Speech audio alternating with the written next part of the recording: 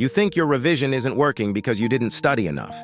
You believe the problem lies in the sheer volume of hours you put in, or perhaps a lack of inherent intelligence.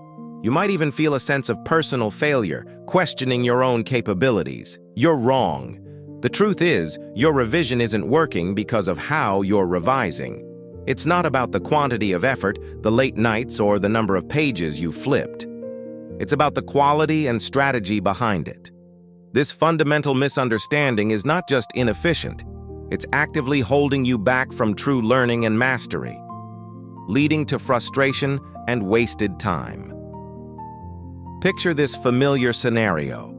You sit down to revise, determined to conquer that challenging subject, perhaps with a cup of coffee and a stack of textbooks. You meticulously reread your notes, perhaps for the third, fourth, or even fifth time, hoping that sheer exposure will make the information stick. You highlight key phrases, turning your textbook into a vibrant rainbow of fluorescent markers, feeling a sense of accomplishment with each stroke. You go through the same material again, page by page, paragraph by paragraph, nodding along as if absorbing every word. It feels familiar. It feels comfortable. It feels incredibly productive. You nod along thinking, yes, I understand this. I've got this. There's a deceptive calm in this routine. But then, the moment of truth arrives. When you test yourself with practice questions, or worse, when you face the actual exam, nothing comes out. Your mind goes blank. The information you thought you knew so well is suddenly elusive, like trying to grasp smoke. And that's when the doubt starts to creep in. A heavy, sinking feeling settles in your stomach. Did I actually learn anything at all? Am I just not smart enough? This cycle of intense effort without tangible reward is not only frustrating, but deeply demotivating, eroding your confidence with every failed attempt. Here's the critical insight. Revision is not about merely seeing information again. It's fundamentally about being able to recall that information when you need it, without any prompts or external cues. It's about active retrieval, not passive observation. But most students, perhaps unknowingly, fall into the trap of passive revision. They reread, they recognize, they feel like they understand the material because it looks familiar, because they can follow the logic when it's presented to them. However, recognition is not memory. Recognition is the feeling of, I've seen this before, a superficial connection that doesn't require deep processing. It's like recognizing a face in a crowd versus being able to recall their name and details about them. Recall, on the other hand, is the active process of retrieving information from your long-term memory. It's difficult. It requires effort. It's the mental heavy lifting that builds robust memory traces. And your brain, being an efficiency-seeking machine, naturally avoids difficulty. So, when you engage in passive revision, your brain stays in a low-effort passive mode, never truly engaging the mechanisms required for deep learning and long-term retention. It takes the easy way out, and your learning suffers. This isn't just a modern theory or a new study hack. This fundamental principle of memory has been understood for over a century.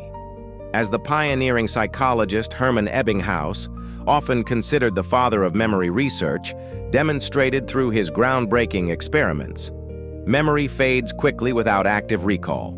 His famous forgetting curve vividly illustrates how rapidly we lose information if we don't actively try to retrieve it at increasing intervals. This scientific principle underscores the critical importance of moving beyond passive review and embracing active retrieval as the cornerstone of effective learning. Let's delve deeper into what's actually happening in your brain during passive revision and why it creates such a deceptive sense of understanding.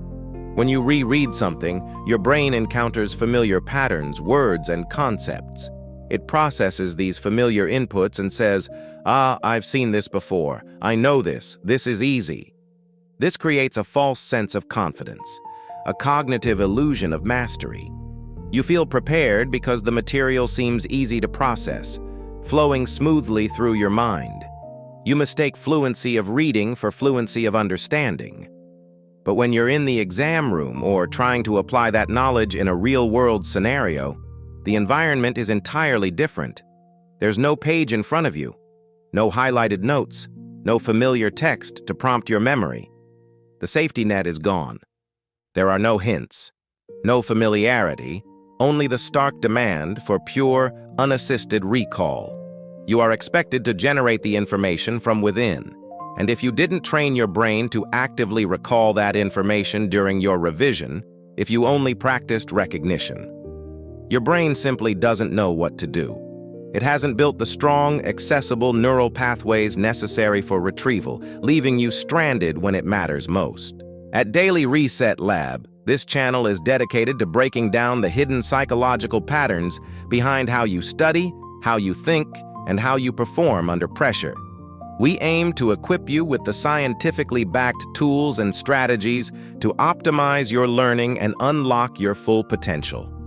If this feeling of ineffective revision resonates deeply with you, if this struggle feels intimately familiar, then you'll definitely want to understand this next crucial insight that builds upon what we've just discussed. Fix this now. Why you read but don't understand anything. But before we dive into that, let's fix this immediate problem.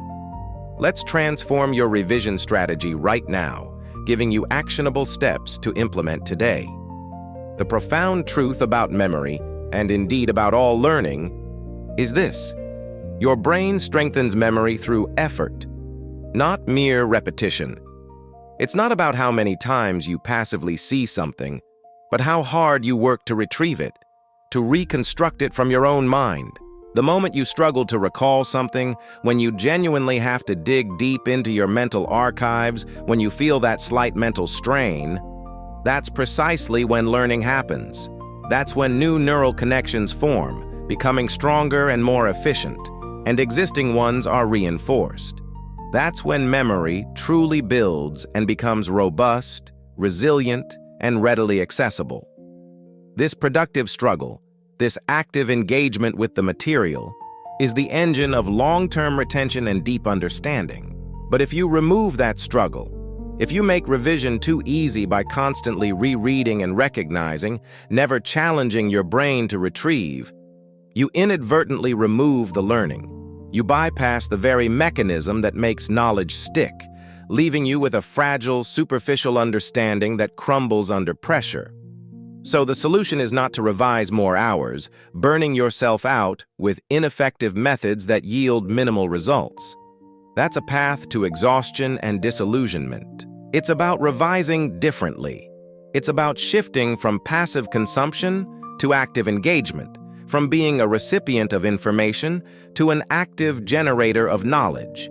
Instead of mindlessly rereading your notes, hoping for osmosis, close your notes. Put away your textbook, turn off the screen, remove all external aids. Then ask yourself a simple yet incredibly powerful question. What do I remember from what I just read or studied? Can I explain it in my own words? Try to pull the information out of your mind. Articulate it, explain it, write it down, draw a diagram. Even if it's incomplete, even if it's messy, even if you stumble and can't recall everything perfectly. The act of trying, of struggling, is the key. Because that very effort, that struggle to retrieve, is what builds strong, lasting memory. It's the essential workout your brain needs to transform fleeting information into enduring knowledge. You can make this active recall process incredibly simple and seamlessly integrate it into your daily study routine without needing complex tools or elaborate setups. Read a section of your textbook or notes once with focused attention, making sure you genuinely try to understand it. Then stop. Immediately. Don't move on to the next section, and without looking back at the material, write down everything you remember about that section. Use bullet points, create a mind map, draw a concept web, or even just jot down a few sentences summarizing the main ideas. Alternatively, explain it out loud to an imaginary audience, a pet, a rubber duck, or even just to yourself. The act of verbalizing forces retrieval. That's revision. That's effective learning. That's building memory. It's not about going over the same page again and again, hoping it will magically sink in. It's about actively forcing your brain to retrieve that information, strengthening the retrieval pathways each and every time you do it, making it easier and faster to access in the future.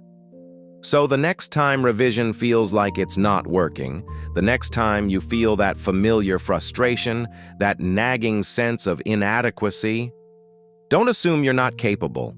Don't blame yourself for not being smart enough or working hard enough. The problem isn't you. It's the method. Instead, understand what your brain is actually doing. Recognize the crucial difference between superficial familiarity and deep retrievable knowledge.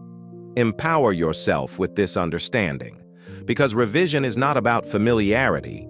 It's not about recognizing information when you see it. It's about recall. It's about building the ability to retrieve that information on demand, under pressure, and when it truly counts. This shift in perspective will transform your learning journey. Subscribe to Daily Reset Lab for more perspective like this and to unlock further insights into optimizing your learning and performance, ensuring every minute you spend studying is truly effective. And if you want to fix the next critical layer of your learning, to truly master how you absorb and process information and move beyond surface-level understanding, make sure to watch our next video. Fix This Now: Why You Study for Hours But Learn Nothing.